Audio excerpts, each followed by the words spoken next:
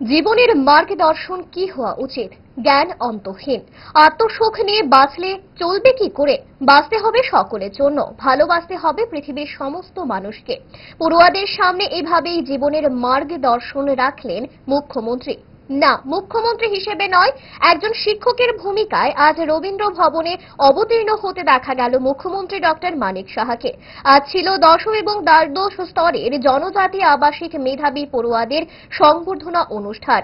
সংবর্ধনার আসর বসেছিল রাজধানীর রবীন্দ্র ভবনে। সেই আসরে মুখ্য অতিথি হিসেবে উপস্থিত ছিলেন মুখ্যমন্ত্রী ডক্টর মানিক সাহা। শিক্ষা কি এবং কেন? প্রকৃত শিক্ষার সেই চিত্র নতুন প্রজন্মের মেধাবী পড়ুয়াদের সামনে বিন্যস্ত করলেন মুখ্যমন্ত্রী। কি বলেছেন মুখ্যমন্ত্রী দেখুন। শিক্ষা যারা ছোট ছেলে মেয়েরা আছে, যারা স্টুডেন্ট, তাদের একটা কথাই বলবো যে পড়ার জ্ঞান অর্জনে কিন্তু শেষ অন্তহীন। You have to learn more. There is no end of it. যত বেশি আমরা জানবো তত বেশি আমরা নিজেদেরকে একটা সম্পূর্ণ মানুষ হিসাবে নিজেকে গড়ে তুলতে হবে। অনেকে বিভ্রান্তি সৃষ্টি করার চেষ্টা করে নিজেদের মধ্যে। যদি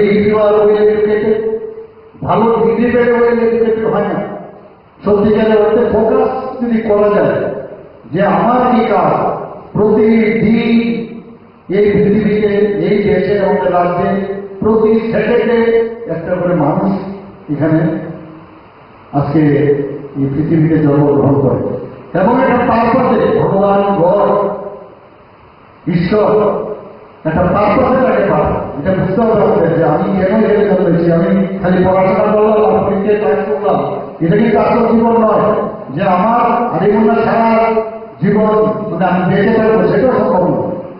পার্টিকুলার একটা সময় দিয়েছে, সেই সময়ের মধ্যে এবং কেউ বলতে পারবে আমি 100 করতে পারবো। যেমন নিজের ভারতবর্ষে আছে তাদের সম্পর্কে জানা, মাত্র 35 বছরও মারা গেছে, অল্প বয়সেও মারা গেছে, বা কেউ 51 ইয়ার্সে মারা গেছে। কিন্তু ওই বছরগুলোর মধ্যে তারা যে কীর্তি রেখেছে তার কথাও আজ আমরা কিছু বলি। এখানে যারা স্টুডেন্ট আছে আমি বলবো, you are really one of the eldest leaders of the world, of the India and of the world. জুড়ে থাকে বাঁধন আপনার চেয়েও আপন, জুড়ে থাকে বাঁধন